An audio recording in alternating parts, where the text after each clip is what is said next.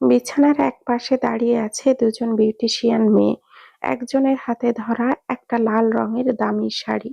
পুরো বিছানা জুড়ে ছড়িয়ে আছে অজস্র প্রসাধনী সামগ্রী। পাশে রাখা ট্রের উপরে রয়েছে অসংখ্য ঝকঝকে হীরের জুয়েলারি। রোদের নরম আলোয় হীরেগুলো তীব্রভাবে ঝিলমিল করে উঠছে। একজন মেয়ে সংকোচের সাথে কয়েক পা এগিয়ে এসে নরম কণ্ঠে শুধালো, ম্যাম, শাড়িটা প্লিজ পরে তৈরি হয়ে নিন, স্যার অপেক্ষা করছেন। মধুর ভেতরের জমে থাকা রাগটা এবার হুড়মুড়িয়ে বেরিয়ে এলো। ও কটমট করে মেয়েটার দিকে তাকিয়ে শাড়িটা হাত থেকে প্রায় ছিনিয়ে নিল। আর এক মুহূর্ত না ভেবে প্রচন্ড রাগে ক্ষোভে শাড়িটা মেঝেতে ছুঁড়ে ফেলে চিৎকার করে উঠল, বলছি না আমি এইসব পরবো না, এইসব নিয়ে যাও, আমার চোখের সামনে থেকে সব সরাও। এই বলে মধু বিছানার উপরে রাখা প্রসাধনী ট্রেটা নিচে ছুঁড়ে ফেলল। মুহূর্তেই সমস্ত প্রসাধনী এলোমেলো হয়ে মেঝেতে ছড়িয়ে ছিটিয়ে গেল। পারফিউমের বোতল ভাঙার শব্দে রুম কেঁপে উঠল।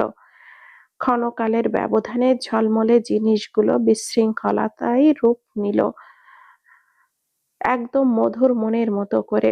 দুজন মেয়েই হতভম্ব হয়ে দাঁড়িয়ে রইল। তারা অসহায় চোখে একবার মধুর দিকে, একবার মেঝেতে ছড়িয়ে থাকা জিনিসগুলোর দিকে তাকালো। কিছুক্ষণের মধ্যেই রুমের দরজা খুলে গেল। সবাই একযোগে দরজার দিকে তাকালো। গাম্ভীর্য ভঙ্গিতে ধাপে ধাপে পা ফেলে ভেতরে পদার্পণ করলো নাইভ। কিয়ৎক্ষণের মধ্যেই রুমের ভেতরকার বিশৃঙ্খল অবস্থা ওর নজর কাড়ল। মেঝেতে ছড়িয়ে থাকা শাড়ি, কসমেটিক্স, ভাঙাচোরা জিনিসপত্র এক ঝলক দেখে নিল। মুহূর্তেই ওর চোখের কোণে তীব্র বিরক্তি আর রাগ ঝিলিক দিয়ে উঠল। ও কড়া দৃষ্টিতে দুজন মেয়ের দিকে তাকালো। একজন মেয়ে তড়িঘড়ি করে মাথা নিচু করে বলল, স্যার, আমরা চেষ্টা করেছি কিন্তু ম্যাম রেডি হচ্ছেন না। এদিকে নাইফকে দেখা মাত্রই মধু তেতে উঠল। ও দ্রুত বিছানা ছেড়ে উঠে দাঁড়ালো। এগুলো কি নতুন করে কোন নাটক শুরু করেছেন আপনি? নাইফ কোনো জবাব দিল না। ও কেবল ইশারায় মেয়ে দুটোকে রুম থেকে বেরিয়ে যেতে বলল। বিনা বাক্যে মেয়ে দুটো নিঃশব্দে নিচু করে মাথা রুম থেকে বেরিয়ে গেল। নাইব একটা গভীর শ্বাস টেনে দরজাটা বন্ধ করে মধুর দিকে এগিয়ে এলো। মধু নিজের জায়গা থেকে এক ফোঁটাও নড়ল না। ও আগুন চোখে নাইভের দিকে তাকিয়ে আছে। ইচ্ছে করছে লোকটাকে এক মুহূর্তে খুন করে ফেলতে। কতটা বিকৃত বেহায়া মস্তিষ্কের মানুষ হলে নিজের বন্ধুর স্ত্রীর সাথে এমন অপ্রীতিকর আচরণ করা যেতে পারে ভেবে পায় না মধু। আচ্ছা, জাওয়াত কি জানে তার বন্ধু তার বিশ্বস্ততার সুযোগ নিয়ে তারই আড়ালে আবডালে পিঠ পিছে ছুরি বসাচ্ছে? দুজনেই এখন মুখোমুখি দাঁড়ানো। ওদের মাঝখানে দূরত্ব বলতে কেবল শ্বাস নেওয়ার পরিমাণটুকুও উপস্থিত। মধু ১ ইঞ্চিও পিছালো না। ও আগুন নাইফকে চোখে তাকিয়ে থেকে দাঁতে দাঁত চেপে শুধালো, আপনি যেটা চাইছেন আমি বেঁচে থাকতে সেটা কোনো দিনও হবে না। নাইভের ঠোঁটের কোণে এক চিলতে ঠান্ডা হাসি খেলে গেল। সেই হাসিতে বিন্দুমাত্র উষ্ণতা নেই, রয়েছে কেবলই আত্মবিশ্বাস আর বিকৃত নিশ্চিন্ততা। হবে, জান, হবে। সোজা আঙ্গুলে যদি ঘি না ওঠে তাহলে আঙ্গুল কিভাবে বাঁকাতে হয় সেটা আমার খুব ভালোভাবেই জানা আছে। এই বলে ও ধীরে সুস্থে পকেট থেকে ফোনটা বের করলো। স্ক্রিন অন করেই একের পর এক ছবি মধুর চোখের সামনে ধরলো। এক মুহূর্তে মধুর বুকের ভেতরটা ধপ করে উঠল। ওর শ্বাস আটকে গেল। চোখের পাতা কেঁপে উঠল খানিক। নাইব নির্বিকার গলায় শুধালো, চিনতে পেরেছো? তোমার ছেলে আর তোমার বোন। হুম, তাই না? মধুর ঠোঁট শুকিয়ে গেল, গলা দিয়ে শব্দ বেরোলো না। চোখের সামনে সবকিছু কেমন ঝাপসা লাগতে শুরু করলো। এই জানোয়ারটা কি করতে চাইছে বুঝে উঠতে পারল না মধু। ও কেবলই বিস্মিত শিউরে ওঠা দৃষ্টিতে নাইভের দিকে তাকালো। তুমি খুব বুদ্ধিমতী মেয়ে। আশা করি ওদের ক্ষতি হোক এমন কোনো কাজ তুমি করবে না। মধু নিজেকে সামলে নিল। যদি পরিস্থিতি নাগালের মধ্যে থাকতো, এই শয়তানটাকে জুতা পেটা করত। ও ঘৃণিত কণ্ঠে শুধালো, আপনার মতো জঘন্য লোক আমি জীবনে দেখিনি। আপনার বিন্দুমাত্র লজ্জা করছে না এসব করতে? নায়েব বিন্দুমাত্র বিচলিত হলো না। চোখের কোণে জমে থাকা জেদ আর বিকৃত সন্তুষ্টির রেখা স্পষ্ট হয়ে উঠল। লজ্জা? না, করছে না। লজ্জা করবে কি করে বলো তো? বিগত ৬টা বছর ধরে তোমাকে ভালোবেসে এসেছি। বিয়েও করতে চেয়েছিলাম। আমার জীবনের রানীর আসরে বসাতে চেয়েছিলাম তোমাকে। কিন্তু তুমি কি করলে? জাওয়াদকে বিয়ে করে ফেললে। ওই রাস্কেলটা নাকি আমার বন্ধু। ভাবতেই হাসি পায়। একটাবারের জন্যেও তোমাদের বিয়ের কথা প্রকাশ্যে আনেনি। যদি আনতো, আমি কোনোভাবেই হতে দিতাম না এই বিয়েটা। যে কোনো কিছুর বিনিময়ে তোমাকে নিজের করে নিতাম। মধু হতভম্ব চোখে তাকিয়ে রইল নাইভের দিকে। ওর মাথা কেমন যেন চক্কর দিয়ে উঠল। অবিশ্বাস্য কণ্ঠে শুধালো, ৬ বছর ধরে ভালোবাসেন মানে? আমি গ্রে কোম্পানিতে জব নেওয়ার আগে আপনাকে কখনো দেখেছি বলে মনে পড়ে না। জয়েন করার পরেই তো জানলাম আপনি জাওয়াদের বন্ধু। নাইব দীর্ঘশ্বাস ফেলল। এক মুহূর্তের জন্য কণ্ঠে নরমতার ছায়া নেমে এলো। তুমি আমাকে দেখোনি ঠিকই, কিন্তু আমি তোমাকে অনেক আগে থেকেই চিনি। তখন আমি সদ্য ঢাকায় এসে প্রাইভেট মেডিকেলে জয়েন করেছিলাম। সেই দিনটা আমার আজও পরিষ্কার মনে আছে। বর্ষার এক সকাল ছিল। বাইরে তখন ঝিরিঝিরি বৃষ্টি।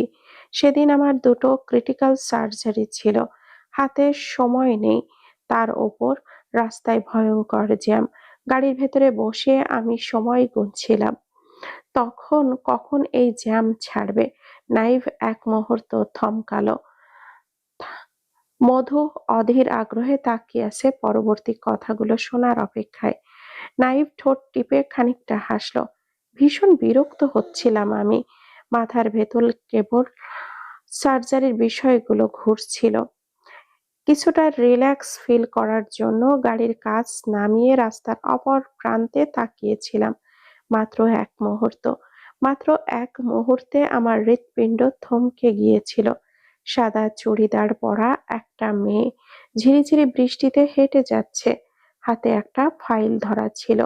মেয়েটার আধভেজা চুলগুলো কপালের সাথে লেপ্টে ছিল। চোখ সরাতেই পারছিলাম না কোনোভাবে মেয়েটার থেকে।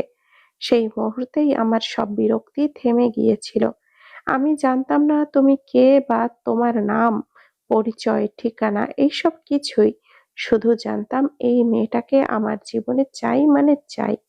নাইব এক মুহূর্ত থেমে পুনরায় ধীর স্বরে কথা চালিয়ে গেল। বহুদিনের জমে থাকা স্বীকারোক্তি আজ কোনো বাধা মানছে না। তুমি জানো, আমি তখন গাড়ি থেকে নেমে তোমার পিছু নিতে চেয়েছিলাম। ঠিক সেই সময় ট্রাফিক সিগন্যাল গ্রিন হয়ে গেল। চাইলেই নামতে পারিনি, কারণ আমার গাড়ির পেছনে সারি সারি গাড়ি দাঁড়িয়ে। হর্ন, চিৎকার, তাড়া সব মিলিয়ে আমি আটকে গিয়েছিলাম নিজের আসনে।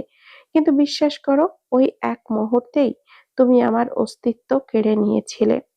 সেই দিনের পর থেকে ঠিক করে ঘুমাতে পারতাম না। চোখ বন্ধ করলেই তোমার ভেজা চুল, তোমার হাঁটার ভঙ্গি সব চোখের সামনে জীবন্ত হয়ে ভেসে বেড়াতো। পুরো শহরে পাগলের মতো খুঁজেছি তোমাকে। হসপিটাল, ইউনিভার্সিটি, অফিস, যেখানে সুযোগ পেতাম ছুটে যেতাম, কিন্তু পাইনি।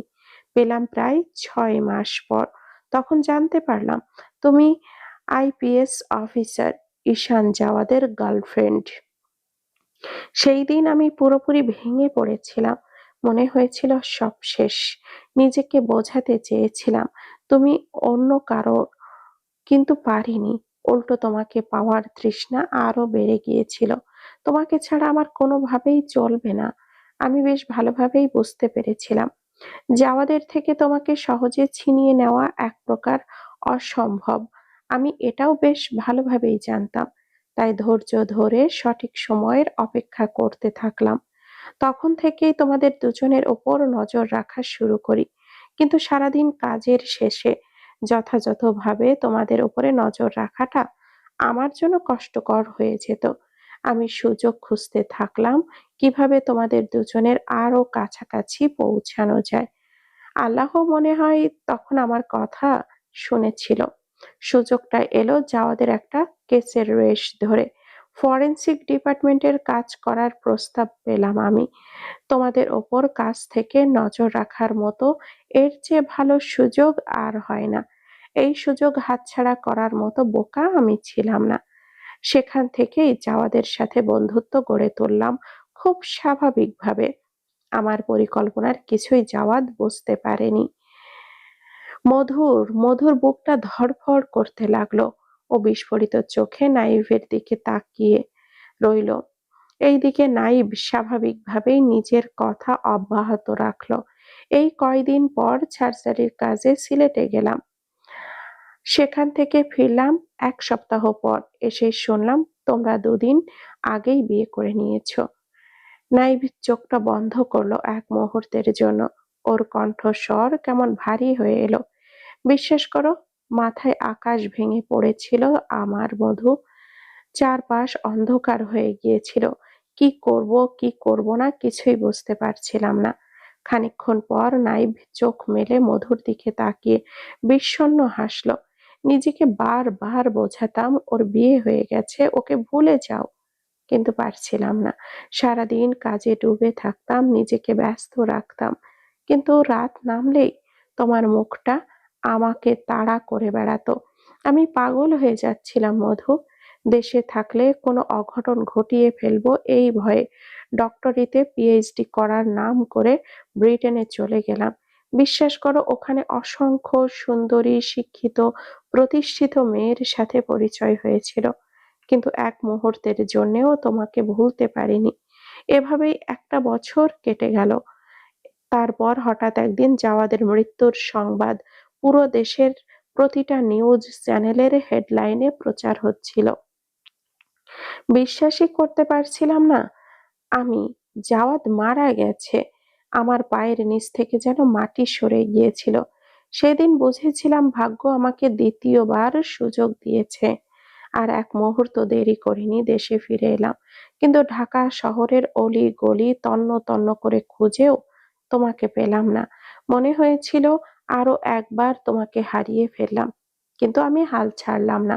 তোমাকে খোঁজ করার কাজ অব্যাহত রাখলাম।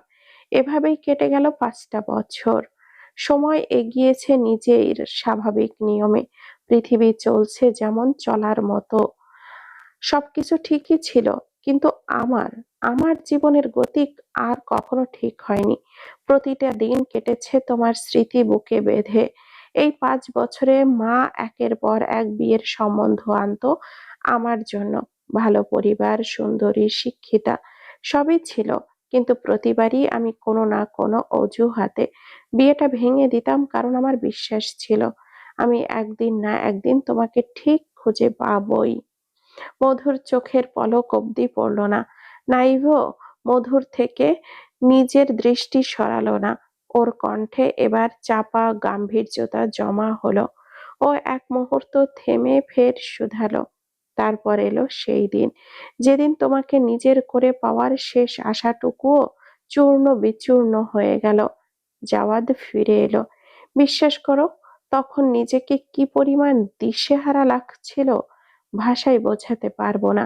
মনে হচ্ছিল সবকিছু আবার শুরুতে ফিরে গেল। তুমি আবার আমার ধরাছোঁয়ার বাইরে চলে গেলে। এদিকে তোমাকে ছাড়া আমার কোনোভাবেই চলবে না। মনে সিদ্ধান্ত নিয়ে ফেলেছিলাম, যে করেই হোক তোমাকে আমি নিজের করবই। তখনও জানতাম না যে গ্রে কোম্পানির সিইও জাওয়াদ। জানতে পারলাম সেই দিন, যেদিন জাওয়াদ আমাকে ঢাকা থেকে চট্টগ্রাম ট্রান্সফার হয়ে আসতে বলল। আমি এক মুহূর্তও দ্বিধা করিনি। বিনা বাক্যে ঢাকা ছেড়ে চট্টগ্রামে চলে এসেছি, কারণ আমি জানতাম যে কাজটা আমি এত বছরে করতে পারিনি সেটা জাওয়াত নিজেই করে দেবে। হয়েছেও ঠিক তাই। চট্টগ্রাম আসার ঠিক 3 সপ্তাহ পরেই দেখলাম তুমি গ্রে কোম্পানিতে চাকরি করছো। সেই দিন আমি কি পরিমাণে চমকে গিয়েছিলাম তা ভাষায় বোঝাতে পারবো না। মনে হচ্ছিল চোখের সামনে কোনো মায়া দাঁড়িয়ে আছে। সেই দিনই আমি বুঝে গিয়েছিলাম জাওয়াদ আগেই খোঁজ নিয়ে জেনেছে তুমি চট্টগ্রামে থাকো। তোমাকে কোম্পানির চাকরি দেওয়া ওর পরিকল্পনারই অংশ। সম্ভবত তোমাকে চোখে চোখে রাখাই ছিল ওর উদ্দেশ্য। এদিকে তোমাকে আবার এত কাছে পেয়ে আমার ভেতরের তৃষ্ণা আরো বেড়ে গেল। আমি জানতাম যতদিন জাওয়াদ বেঁচে থাকবে তুমি কখনো আমার হবে না। তাই কোনো উপায় না পেয়ে ওকে সরিয়ে দেওয়ার কথা ভাবলাম। সুযোগ বুঝে একদিন ওর গাড়ির ব্রেক ফেল করিয়ে দিয়েছিলাম। কিন্তু ওই রাস্কেলটা বেঁচে গেল। ১ মাস অবচেতনে থাকার পরও আবার জেগে উঠল। মধুর গা শিউরে উঠল। ও বিস্ময়ে বাকরুদ্ধ হয়ে গেল। নাইবের চোখের কোণে স্পষ্ট উন্মুক্ত সাইকোগিরি জ্বলজ্বল করছে। আমি তখন আবার অপেক্ষায় থাকলাম। ধৈর্য ধরলাম সঠিক সময়ের অপেক্ষায়। আর সুযোগও এসেও গেল। একদিন জাওয়াদ নিজেই আমাকে জানালো ও বিজনেস ট্রিপে কানাডা যাবে। আমি তখনই মাথার ভেতরে সব প্ল্যান সাজিয়ে ফেললাম। কিন্তু মাঝখানে ঝামেলা করলো ইরান। ও জাওয়াদের সাথে যেতে পারলো না। তখন হয় রেভেনকে, না হলে আমাকেই ওর সাথে কানাডায় যেতে হবে। রেভেন কোম্পানির কাজ যথেষ্ট ভালো বোঝে, তাই ওকেই পাঠিয়ে দিলাম। আর আমি থেকে গেলাম পূর্ব নির্ধারিত সার্জারির শিডিউলের অজুহাতে। নির্ধারিত তারিখে জাওয়াদ চলে গেল রেভেনকে নিয়ে, আর আমি সুযোগ বুঝে তোমাকে এখানে তুলে নিয়ে এলাম। আজ আমার ৫ বছরের অপেক্ষার অবসান হবে মধু। আজ তুমি আমার স্ত্রী হবে। মধু বোবা হয়ে দাঁড়িয়ে রইল। গলা দিয়ে একটা শব্দও বের হলো না। মাথার ভেতরটা কেমন এলোমেলো লাগছে। এই মানুষটা হয়তো ওকে সত্যিই ভালোবাসে, কিন্তু ওই ভালোবাসা ভয়ঙ্কর, বিকৃত, দখলদারিত্বে পরিপূর্ণ। তাছাড়া ও এখন একজনের স্ত্রী, আর একজন সন্তানের মা। ওর সাথে আরো দুটো জীবন জড়িয়ে আছে। নাইবের পাগলামিতে সাড়া দেওয়াটা ওর পক্ষে অসম্ভব। ও ভাবল যতটা সম্ভব এই লোকটাকে বোঝানোর চেষ্টা করবে। এছাড়া আর অন্য কোনো ওয়ে নেই। সামনেই এইচএসসি পরীক্ষার ফল প্রকাশের ডেট পড়েছে। সেই উপলক্ষে দেশের প্রতিটি শিক্ষা বোর্ড মৌচাকের ন্যায় গমগম করছে। সকাল সন্ধ্যা দিন রাত এক করে চলছে। হিসাব, যাচাই, তালিকা, সিকিউরিটি ব্রিফিং। সামান্য একটা ভুল মানেই লাখো শিক্ষার্থীর ভবিষ্যৎ প্রশ্নের মুখে। চট্টগ্রাম শিক্ষা বোর্ডও এইসবের ব্যতিক্রম নয়। বোর্ডের চেয়ারম্যান আহমেদ শরীফ আজ সারাদিন অফিস ছেড়ে উঠতেই পারেননি। কখনো মিটিং, কখনো ফোন, কখনো আবার কেন্দ্র পরিদর্শনের রিপোর্ট শেষে একটার পর একটা কাজে ডুবে থাকতে হয়েছিল তাকে। নিয়মিত প্রশাসনিক ব্যস্ততার সঙ্গে যুক্ত হয়েছে ফল প্রকাশ ঘিরে অতিরিক্ত চাপ। সময়ের হিসাবটাও যেন নিয়ন্ত্রণের বাইরে চলে গেছে। ঘড়ির কাঁটা যখন রাত 10:30টার ঘর পার হলো, তখন গিয়ে সম্পন্ন হলো ওর আজকের দিনের শেষ ফাইলটা। অবশেষে বোর্ড ভবনের কাজ শেষে নিজের গাড়িতে উঠে বসলো শরীফ। অবশেষে বোর্ড ভবনের কাজ শেষে নিজের গাড়িতে উঠে বসলো শরীফ। চালক ইঞ্জিন স্টার্ট করতেই গাড়িটা মসৃণভাবে বাড়ির উদ্দেশ্যে ছুটে চলল। দিনভর কাজের চাপ আর অবিরাম মানসিক টানাপোড়েনে শরীরটা আর সায় দিচ্ছে না। মাথার ভেতর যেন অদৃশ্য কোনো হাত ক্রমাগত চাপ দিয়ে যাচ্ছে। গলার কলারটা একটু ঢিলে করে শরীফ সিটে মাথা এলিয়ে দিল। মুহূর্তেই চোখ দুটো আপনা থেকেই বুজে এলো তার। কিন্তু বিশ্রাম, সেটা নেওয়ার পরিস্থিতি কই। মস্তিষ্কের ভেতরে আরেকটা যুদ্ধ হয়ে গেছে ইতিমধ্যে। আগামী সপ্তাহে রাশিয়ানদের ৬০০ কোটি টাকা দিতে হবে ওদের। সময় দ্রুত ফুরিয়ে আসছে, অথচ পরিস্থিতি অনুকূলের বাইরে। রাশিয়ান সিন্ডিকেটের সঙ্গে করা চুক্তিটা যে সময়ের ব্যবধানে ওদের গলায় কাটা হয়ে দাঁড়াবে, সেটা কল্পনাও করেনি শরীফ। কথাটা ছিল মেয়েদের যোগান দেওয়া হবে সময় মতো, কিন্তু তারা শর্ত রাখতে পারেনি। তার ওপর পরিস্থিতি আবারও ভয়াবহ হয়ে গেছে। এর মধ্যেই ওদের ৩ জন পার্টনার খুন হয়ে গেছে। একজন আবার সব ছেড়ে ছুড়ে নিউ ইয়র্কে চলে গেছে। যদিও জসিম বলেছে ওখান থেকে নিয়মিত যোগাযোগ রাখবে, কিন্তু তার উপর বিন্দু পরিমাণও ভরসা নেই শরীফের। এছাড়া ওদের কে মরলো, কে বাঁচলো, কে কোথায় গেল, কে কি করলো এইসবও তার কাছে কোনো ম্যাটার করে না। তার মাথা ব্যথার জায়গা সম্পূর্ণ অন্য জায়গায়। খুন হওয়া পার্টনারদের অংশের টাকাটুকুও এখন বর্তমান পার্টনারদের ভাগে যোগ হবে। অর্থাৎ বাকি যারা এখনো জীবিত তারা প্রত্যেককে আগের চেয়ে অনেক বড় অঙ্ক দিতে বাধ্য। রাশিয়ানরা কোনো ঝুঁকি নিতে রাজি না। ওরা স্পষ্ট ভাষায় জানিয়ে দিয়েছে, টাকা পুরোটাই চাই আর সময় মতোই চাই। ৬০০ কোটি টাকার মতো এত বিশাল অঙ্ক এই মুহূর্তে ওরা কিভাবে ম্যানেজ করবে ভেবেই কুল পাচ্ছে না শরীফ। বাকিরা তাদের ভাগের টাকাটা দিতে পারলেও শরীফের পক্ষে সেটা সম্ভব নয়। যে টাকা ওরা রাশিয়ানদের কাছ থেকে তুলেছিল সেটা নিজস্ব ভাগটাকে সামলে রাখার বদলে মজা মস্তি, লাক্সারি আর বিলাসিতায় তুষের মতো উড়িয়ে ফেলেছে শরীফ। ওর ভাবনা, জীবন একটাই, আর জীবনটাকে মজার সাগরে না ডুবিয়ে টাকা সেভিংস করা কোনো মানেই হয় না। এই ধারণা থেকে ও প্রায়ই বেশিরভাগ টাকাই নষ্ট করে ফেলেছে। তাছাড়া তখন মনে হয়েছিল সব নিয়ন্ত্রণে আছে, সব ঠিকঠাক চলছে, কিন্তু শেষ সময়ে এসে এইভাবে যে ঝামেলায় পড়বে এটা ওদের হিসাবের বাহিরে ছিল।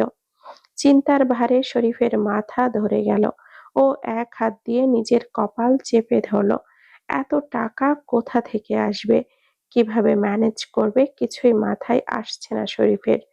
ভাবনার ভারে ডুবে থাকা শরীফ একটাবারের জন্য খেয়ালও করলো না কখন ওর গাড়িটা পরিচিত সড়ক ছেড়ে ভিন্ন এক রাস্তার বাঁক নিয়েছে।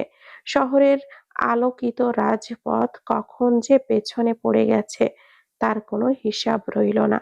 গাড়ির ভেতরের পরিস্থিতি এখন কেবল অনিশ্চয়তার গুমোট ঘ্রাণে মগ্ন। প্রায় ঘন্টাখানেক পর চট্টগ্রামের পাহাড়ি রাস্তা পেরিয়ে গাড়িটা এসে থামলো একেবারে গহীন সবুজ কালো অরণ্যের বুকে। চারিদিকের ভারী বাতাস ও নিস্তব্ধতা কানে তালা লাগিয়ে দেওয়ার মতোই নিষ্প্রভ। গাড়ি থেকে থেমে যেতেই যেন শরীফ চোখ মেলে তাকালো। ড্রাইভার দরজা খুলে দেওয়া মাত্রই গাড়ি থেকে নেমে দাঁড়ালো শরীফ। চারপাশে ঘন পাহাড় ঘেরা জঙ্গল, উঁচু উঁচু গাছ ও অন্ধকারের কালচে ছায়া হয়ে দাঁড়িয়ে থাকা পাহাড়ের দেওয়ালে দৃষ্টি যেতেই বিস্ময়ে বাকরুদ্ধ হয়ে গেল সে। কিছুটা দূরত্বে পাহাড়ের গা কেটে বানানো হয়েছে একটা স্থাপনা। বাইরে থেকে দেখলে বোঝার উপায় নেই সেটা ঘর নাকি কোনো ঝংকার। কাঁচা পাহাড়ি পাথরের দেওয়ালের ওপরটা শুকনো লতাপাতা দিয়ে এমন ভাবে ঢেকে রাখা যে দূর থেকে দেখলেও নিঃসন্দেহে চোখ এড়িয়ে যাবে। দরজার সামনে রাইফেল হাতে দাঁড়িয়ে আছে দুজন সশস্ত্র বাঘ প্রহরী।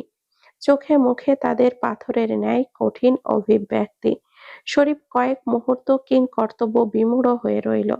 বাড়ি তো দূরের কথা, ও যেন সম্পূর্ণ ভিন্ন এক জগতে এসে পড়েছে। বিস্ময়ের সঙ্গে সঙ্গে রাগও ধীরে ধীরে মাথা চাড়া দিয়ে উঠল। এমনিতেই জীবনে ঝামেলার অন্ত নেই, তার ওপর আবার এই নতুন বিপদ। শরীফ ক্ষিপ্র ভঙ্গিতে ড্রাইভারের দিকে দৃষ্টি নিক্ষেপ করতেই আরেক দফায় স্তব্ধ হয়ে গেল। গাড়ির এক পাশে ড্রাইভারের পোশাক পরিহিত ব্যক্তিটি আব্দুল নয়। মুখটা সম্পূর্ণ অপরিচিত। চোখের নির্লিপ্ত দৃষ্টি ও ঠোঁটের নিশ্চিন্ততার রেখা। শরীফ নিশ্চিত এই লোককে সে জীবনে কখনো দেখেনি। এটা কে আর আব্দুল কোথায়? প্রশ্নটা মস্তিষ্কে আঘাত করতে মাথায় রক্ত উঠে গেল তার। ক্রোধান্বিত কণ্ঠে শরীফ হুংকার দিয়ে উঠল, তুই কে? আব্দুল কোথায়, আর এটা আমাকে কোথায় নিয়ে এসেছিস?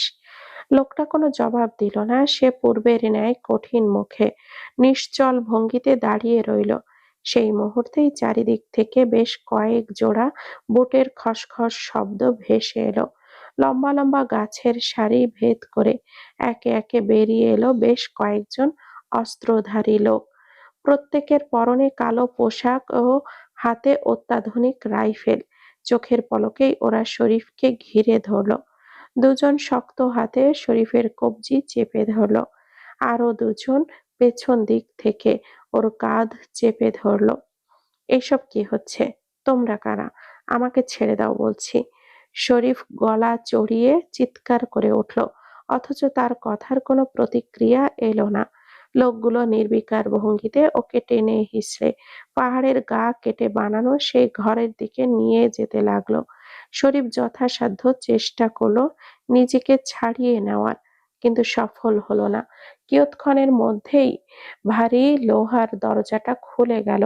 ভেতরে ঢুকতেই ঠান্ডা স্যাঁতসেঁতে বাতাসে শরীফের গা কাটা দিয়ে উঠল। পর মুহূর্তেই দরজাটা সজোরে বন্ধ হয়ে গেল। লোহার শব্দ চারপাশে প্রতিধ্বনি তোলে। ক্ষণিকের মধ্যেই মিলিয়ে গেল পাহাড়ি নিস্তব্ধতার গর্ভে। চারপাশে পুনরায় নেমে এলো ভারী নিস্তব্ধতা। দূর থেকে দুই একটা পাহাড়ি বন্য জন্তুর হাঁক ভেসে এলো। দীর্ঘ ক্লান্তিকর জার্নি শেষে গ্রে হাউজের সামনে এসে থামল রুশনালের ব্ল্যাক মার্সিডিজ। ইঞ্জিন বন্ধের শব্দটাও রাতের নিস্তব্ধতার সঙ্গে মিশে গেল। গাড়ি থেকে নেমে সোজা বাড়ির ভেতরে চলে গেল সে। চোখে মুখে বিরাজ করছে পাথুরে নিশ্চলতা। রাত্রি প্রায় দ্বিপ্রহরের কোঠায়। শহরের ব্যস্ততা অনেক আগেই স্তব্ধ হয়ে গেছে। ধূসর দেওয়ালে বসানো ভিনটেজ লাইটের উষ্ণ ঝলমলে আলোয় পুরো ড্রয়িং রুম ডুবে আছে। পুরো একটা দিন কেটে গেছে, অথচ এখনো মধুর কোনো সন্ধান মেলেনি। ওর আদুরে বউটা এখন কোথায়, কেমন অবস্থায় আছে, আদৌ বেঁচে আছে কিনা, এই প্রশ্নগুলো ওর মাথার ভেতর এলেই মনে হয় মস্তিষ্কটা ফেটে যাবে। ড্রয়িং রুম পেরিয়ে তটস্থ অস্থির পায়ে সিঁড়ির ধাপ ভেঙে দোতলায় উঠে গেল রোশনাল। নিচে ড্রয়িং রুমের সোফায় বসে আছে আজমির। ঘুম আসছিল না বলে এক কাপ চা হাতে বই পড়ছিল সে।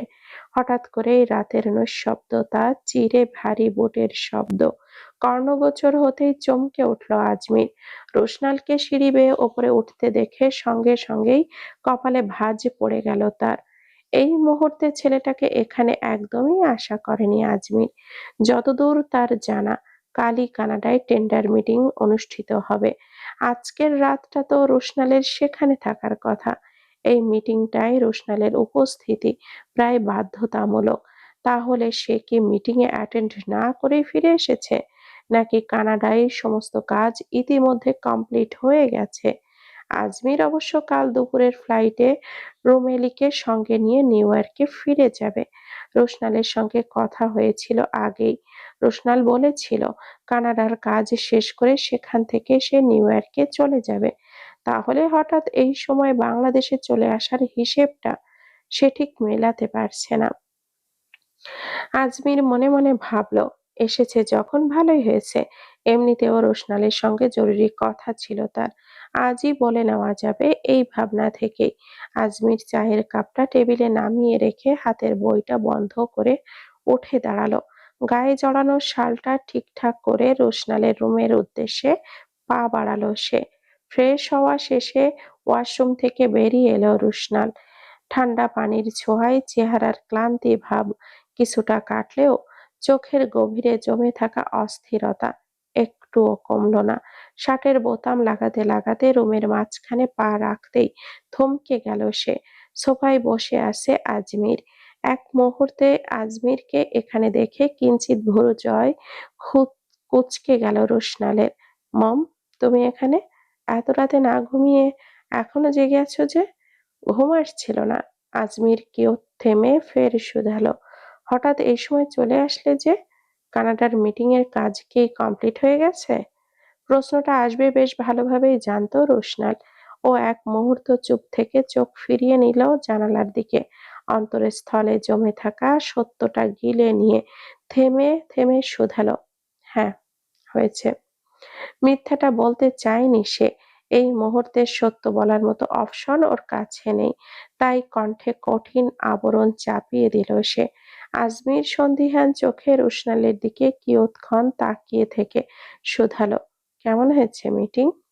রোশনালের সংক্ষিপ্ত জবাব, ভালো। অতঃপর রুমটা চাপা নিস্তব্ধতায় ছেয়ে গেল। দেওয়াল ঘড়ির টিক টিক শব্দটাও এখন অসহ্যকর ঠেকল। চাপা নিস্তব্ধতার রেশ ভেঙে রুশনাল ফের শুধালো, এভাবে রাত জেগে থাকলে অসুস্থ হয়ে পড়বে। এমনিতেই শরীরের কন্ডিশন ভালো না তোমার। আজমির এক মুহূর্ত থেমে প্রতি উত্তর করলো, সেবার সবার জন্যই তো বউ আনতে চেয়েছিলাম। এই সুযোগটা তুমিই আমাকে দিচ্ছ কোথায় বলো? কথার মানে বুঝতে ন্যানো সেকেন্ডও সময় লাগলো না রোশনালের।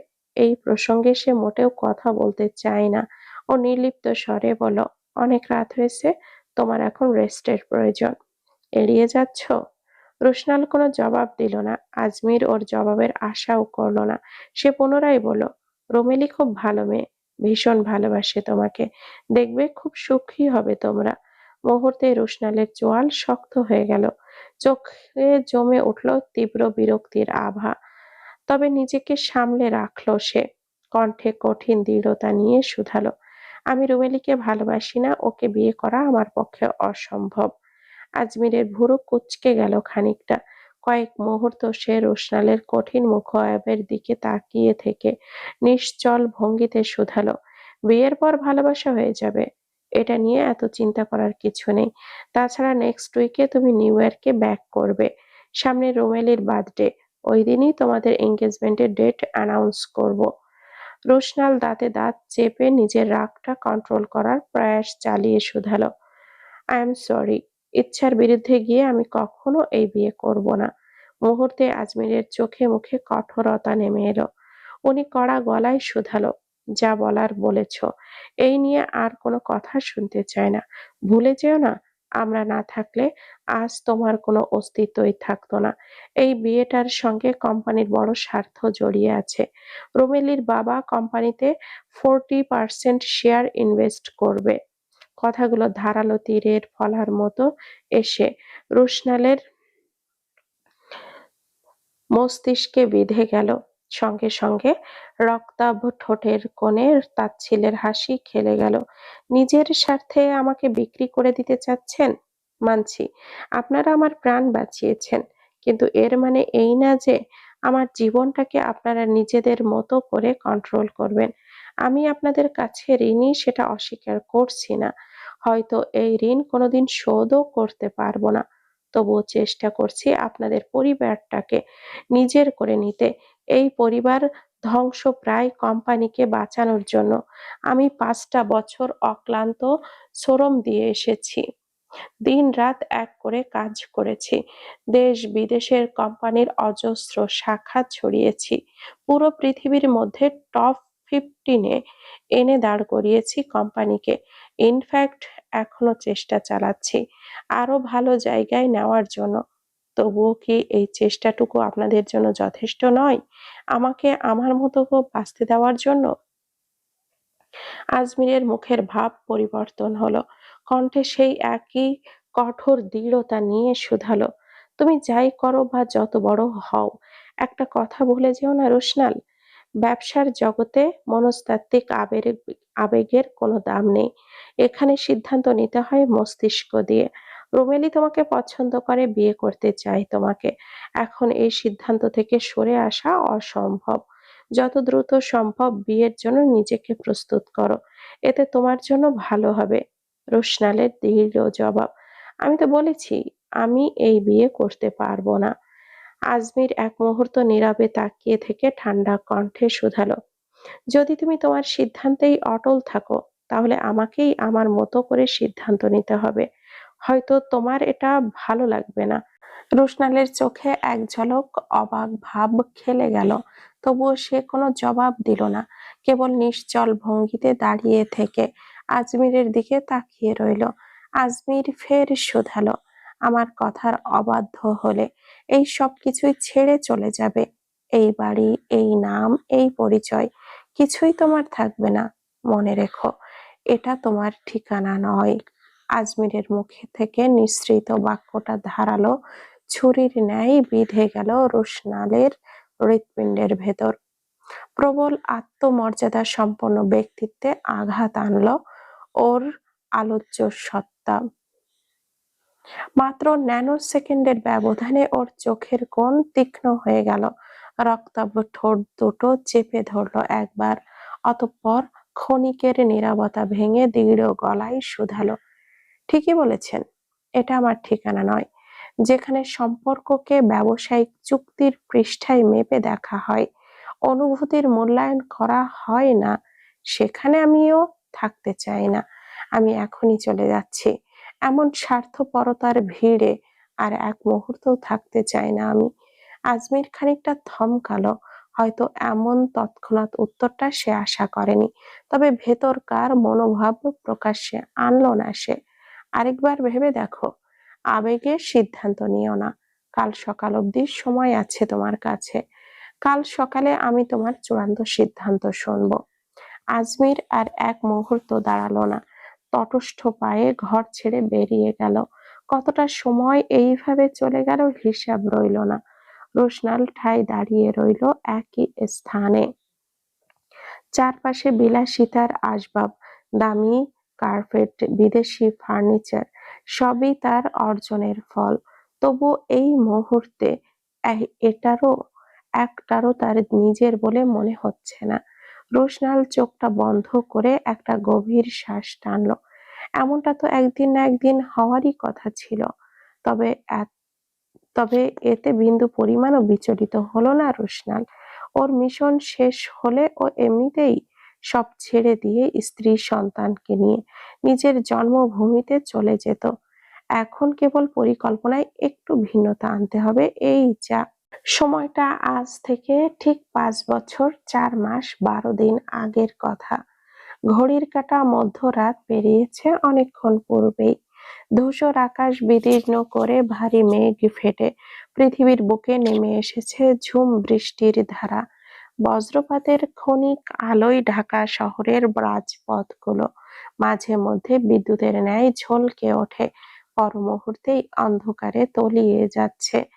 দিনের ব্যস্ততা মানুষের কোলাহল মিলিয়ে গিয়ে চারিদিক নিস্তব্ধ, জনমানব শূন্যতায় ডুবে আছে। নির্জন সড়কের বুক চিরে ঝড়ের গতিতে ছুটে চলেছে একটা ব্ল্যাক সেডান। টায়ারের ঘর্ষণের ভেজা পিচ ঢালা রাস্তা থেকে ছিটকে উঠছে পানির স্রোত।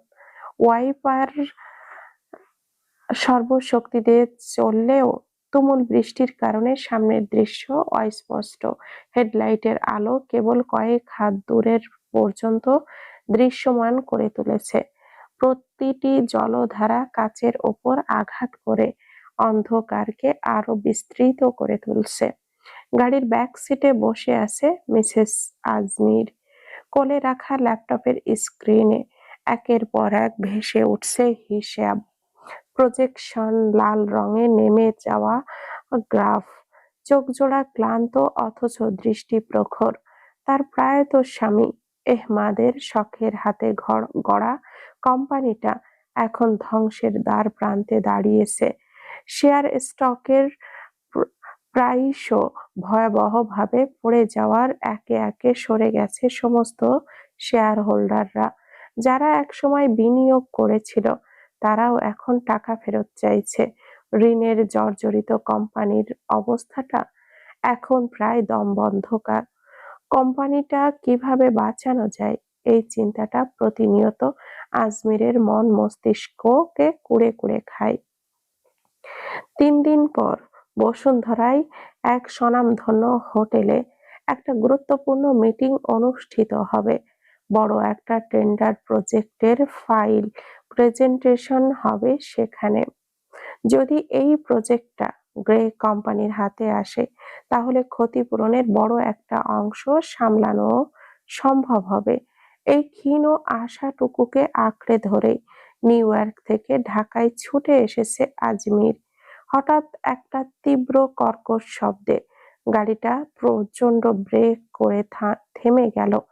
ব্যাক সিটে ঝাঁকুনি খেয়ে আজমিরের কোল থেকে ল্যাপটপটা ছিটকে পড়ে যেতে নিলেও শেষ মুহূর্তে দ্রুত হাতে ধরে ফেলল সে।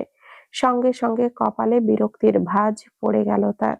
সমস্যা কি তোর রাফি? গাড়ি চালানোর সময় চোখ কি আকাশে রাখিস? রাফি ভয় পেয়ে গেলেও পর মুহূর্তে নিজেকে সামলে নিয়ে শুধালো, ম্যাডাম, সামনের রাস্তায় আগুন জ্বলছে। আজমিরের ভুরু কুঁচকে গেল খানিকটা।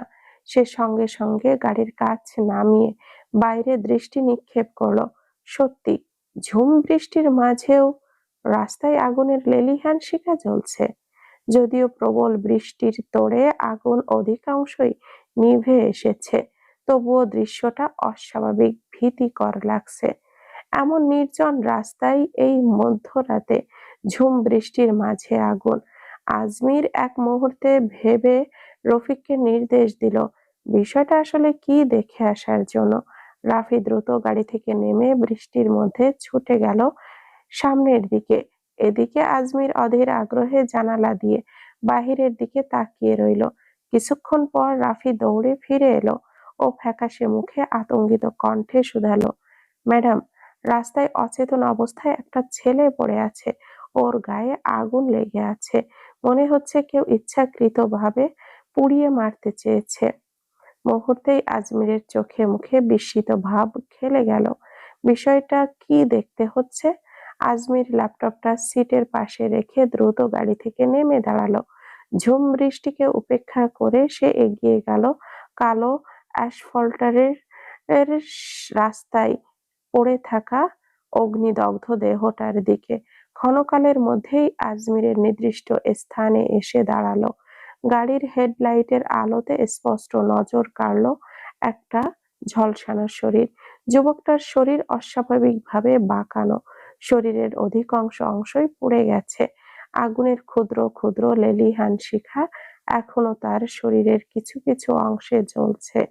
বৃষ্টির জলে নিভে যেতে যেতে আবারও ক্ষীণভাবে দপদপ করছে সেই অগ্নিশিখা। আজমির এক মুহূর্ত দেরি না করে সংযত কণ্ঠে শুধালো, রাফি, দ্রুত বাকি আগুনটা নেভাও, তারপর দেখো ছেলেটা বেঁচে আছে কিনা।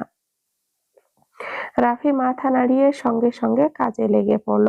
নিজের গায়ের ভেজা কোটটা খুলে ছেলেটার দগ্ধ শরীরে চেপে ধরে বাকি আগুনটুকু নিভিয়ে ফেলল। সবশেষে ছেলেটার নাকের কাছে আঙ্গুল নিয়ে শ্বাস প্রশ্বাসের গতি চেক করলো। কয়েক সেকেন্ড থমকে থাকার পর রাফি তড়িঘড়ি করে শুধালো, ম্যাডাম, শ্বাস এখনো চলছে, তবে খুব ধীরে। আজমির অজান্তেই একটা চাপা শ্বাস ফেলল। চোখের কোণে ক্ষণিকের জন্য সিদ্ধান্তের ঝিলিক খেলে গেল। ছেলেটাকে দেখেই বোঝা যাচ্ছে সে এই মুহূর্তে মৃত্যুর সঙ্গে শেষ লড়াইয়ে ব্যস্ত।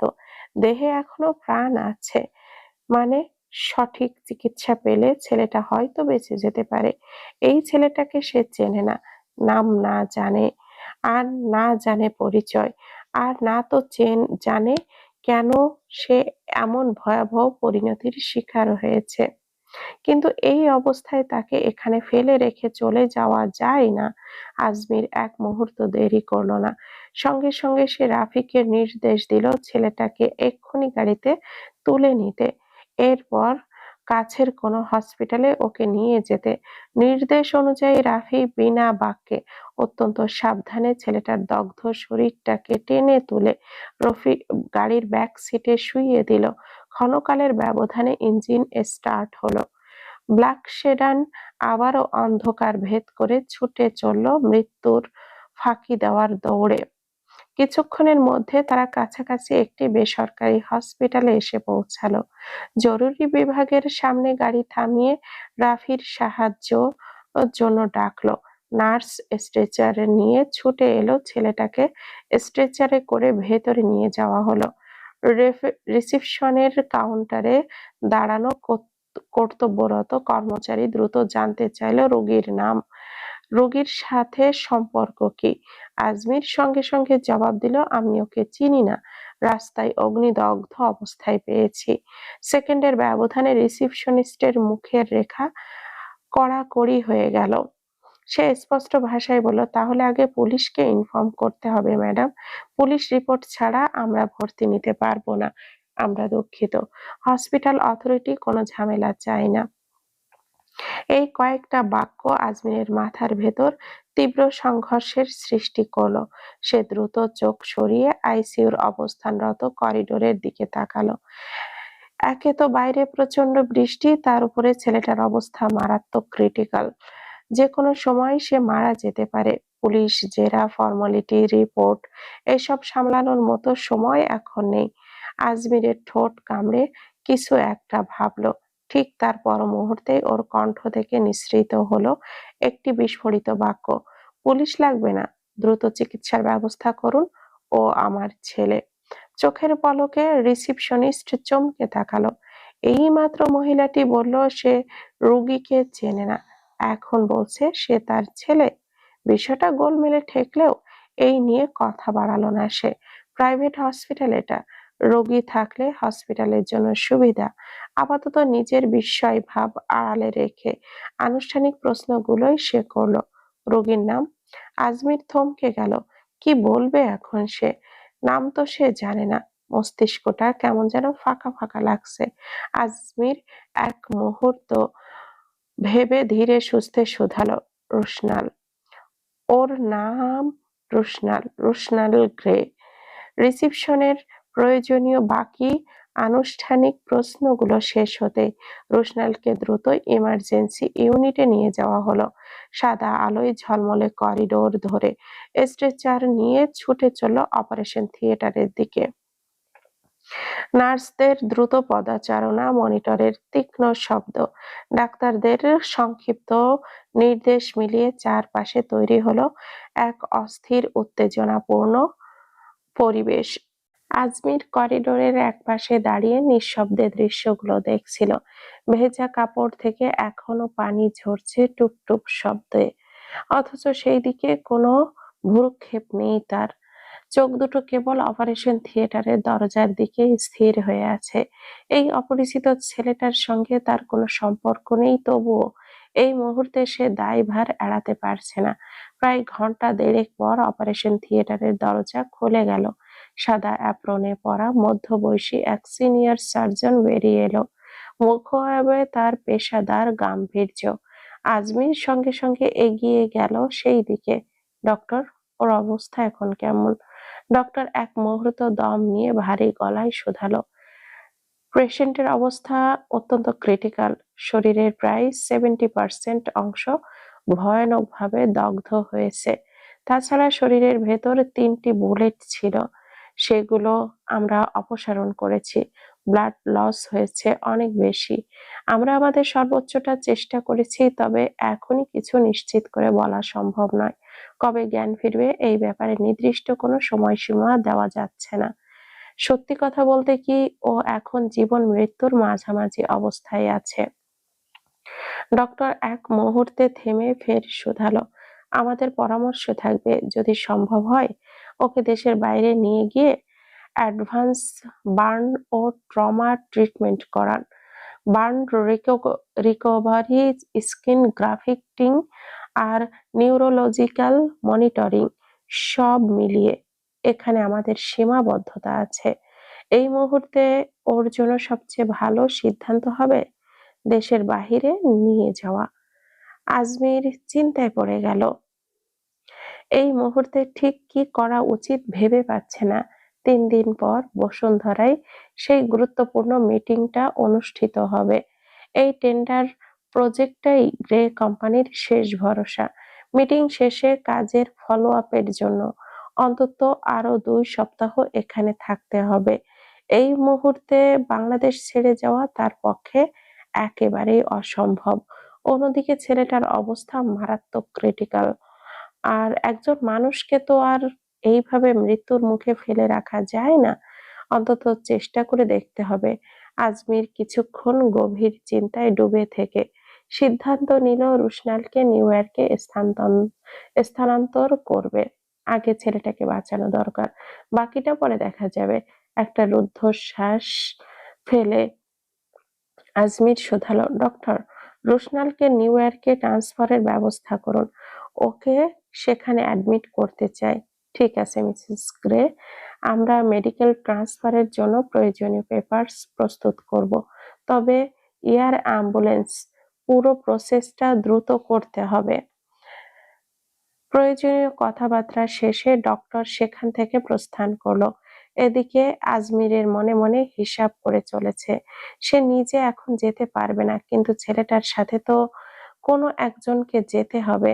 অনেক চিন্তা ভাবনা শেষে আজমির সিদ্ধান্ত নিল ওনার একমাত্র সন্তান মেহেবকে আসতে বলবে।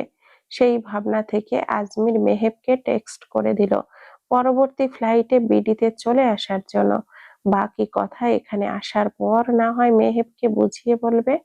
আজমির করিডোরে লাগোয়ানো জানালার বাহিরে দৃষ্টি নিক্ষেপ করলো। বাইরে এখনো ঝুম বৃষ্টি পড়ছে। জানালার ওপারে বিদ্যুতের আলো মাঝে মাঝে আকাশ ফুঁড়ে ঝলক দিয়ে উঠেছে। 3 দিন পর ভোরের প্রথম আলো মাথা তোলবার পূর্বেই স্পেশাল এয়ার অ্যাম্বুলেন্সে রুশনালকে নিউ ইয়র্কে স্থানান্তর করা হলো। সমস্ত চিকিৎসা নথি, burn treatment report, trauma injury details একত্র করে পাঠানো হয়েছে আগে ভাগেই। নিউ ইয়র্কে পৌঁছাতেই ওকে ভর্তি করানো হলো new York Presbyterian hospital well colonel medical centre, যা বার্ন ও ট্রমা কেয়ারের জন্য বিশ্বজুড়ে অন্যতম সেরা মেডিকেল ইনস্টিটিউশন হিসেবে পরিচিত। আইসিইউর কাজ ঘেরা কেবিনে রুশনালকে নিথরভাবে পড়ে রইল। চারপাশে কেবলই যন্ত্রের শব্দ, ভেন্টিলেটরের নিয়মিত ওঠা-নামা, হার্ট মনিটরের টিক-টক শব্দ, নার্সদের নীরব পদচারণা পরিলক্ষিত হচ্ছে। সাদা আলোর নিচে ওর দগ্ধ শরীর আরো ভয়ঙ্কর লাগছিল। স্কিন গ্রাফটিং শুরু হলো। একের পর এক surgery, neurological monitoring, trauma counselling সব মিলিয়ে চিকিৎসা চলল নিরবিচ্ছিন্নভাবে। দিন গড়িয়ে সপ্তাহ, সপ্তাহ গড়িয়ে মাস, এভাবেই চেতনাহীন অবস্থায় দীর্ঘ 6টা মাস কেটে গেল। অবশেষে এক ভোরে নার্সদের চোখে ধরা পড়ল মনিটরের গ্রাফে সূক্ষ্ম পরিবর্তন। ধীরে ধীরে রোশনালের জ্ঞান ফিরল, কিন্তু চেতনা ফিরল না। চোখ খোলা থাকলেও দৃষ্টিতে কোনো ফোকাস নেই। কথা বলে না, প্রশ্নের উত্তরের প্রতিক্রিয়া করে না, ডাক দিলে সাড়া দেয় না।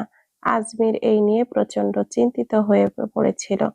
ডক্টররা প্রয়োজনীয় টেস্ট শেষে জানালো সে প্রচন্ড মানসিক আঘাতে ভুগছে। শারীরিকভাবে আরোগ্য লাভের পথে এগোচ্ছে, কিন্তু মন এখনো সেই ঘটনার মধ্যেই আটকে আছে। স্মৃতিশক্তির অবনতি, মানসিক অবনতি, চরম ক্ষেত্রে এগুলোও খুবই সাধারণ। সময় এখানে একমাত্র ঔষধ। সেই দিনই প্রথমবার আজমিরের মাথায় চিকিৎসা বন্ধ করে দেওয়ার চিন্তাটা এসেছিল। গ্রে কোম্পানি তখন ধ্বংসের কিনারায় দাঁড়িয়ে। কোম্পানির অবস্থা তখন ভয়াবহ। একের পর এক প্রজেক্ট বাতিল হচ্ছে, বিনিয়োগকারীরা মুখ ফিরিয়ে নিচ্ছে, আর তার উপর চিকিৎসার জন্য এত টাকা খরচ করা তার জন্য প্রায় অসম্ভব হয়ে উঠেছিল। কিন্তু মেহেবের জন্য রুশনালের চিকিৎসার কার্যক্রম অক্ষুণ্ণ রইল। মেহেব সাফ সাফ জানিয়ে দিয়েছে ওর কোনো ভাই বোন নেই। রুশনালকে এখন নিজের বড় ভাই হিসাবে মেনে নিয়েছে। আজমির নিজের ছেলেকে অসম্ভব ভালোবাসে। ছেলের মন রাখতেই আজমির রুশনালের চিকিৎসার কার্যক্রম অক্ষুণ্ণ রেখেছে। এভাবেই আরো 4 মাস কেটে গেল। ধীরে ধীরে রুশনালের মধ্যে পরিবর্তন আসতে শুরু করলো। প্রপার কাউন্সিলিং আর চিকিৎসার মাধ্যমে সুস্থ হয়ে উঠল সে। আজমির অবশ্য এর মধ্যে বহুবার ওকে জিজ্ঞেস করেছে ওর পরিবারকে ও কিভাবে এই অবস্থায় পড়লো, কিন্তু রুশনাল প্রতিবারই বিষয়টা এড়িয়ে গিয়ে বলতো, জানি না, কিছুই মনে পড়ছে না। সময়ের স্রোত গড়িয়ে যেতে লাগলো। রুশনাল আস্তে ধীরে গ্রে পরিবারের একজন হয়ে উঠল। কোম্পানিতেও যুক্ত হলো সে। অবাক করার মতো তুখোড় ও দ্রুততায় ও মেধা, বিশ্লেষণী ক্ষমতা ও স্ট্র্যাটেজিক চিন্তাকে কাজে লাগিয়ে স্বল্প সময়ের মধ্যেই ধ্বংসপ্রায় গ্রে কোম্পানিকে টেনে তুলল। দেশ বিদেশে শাখা ছড়িয়ে পড়ল। ইউরোপ, মিডল ইস্ট, এশিয়া, সব জায়গায় গ্রে কোম্পানির নাম ছড়িয়ে গেল। বিশ্বের ব্যবসায়িক তালিকায় গ্রে কোম্পানির জায়গা করে নিল টপ 15 গ্লোবাল করাপশনের মধ্যে। যখন সবকিছু রুশনালের নিয়ন্ত্রণে এলো, তখনও মধুর বিষয়েও এগোলো। মধুর বিষয়ে খোঁজ নিয়ে জানতে পারলো মধু ঢাকা ছেড়ে চলে গেছে সেই অভিশপ্ত রাতের চতুর্থ দিনের মাথায়। এরপর রোশনাল প্রায় মরিয়া হয়ে উঠল মধুর সন্ধান পাওয়ার জন্য। বাংলাদেশের শহরের প্রান্ত থেকে শুরু করে প্রত্যেকটা অলিতে গলিতে নিজস্ব লোক নিয়োগ করলো মধুর জন্য।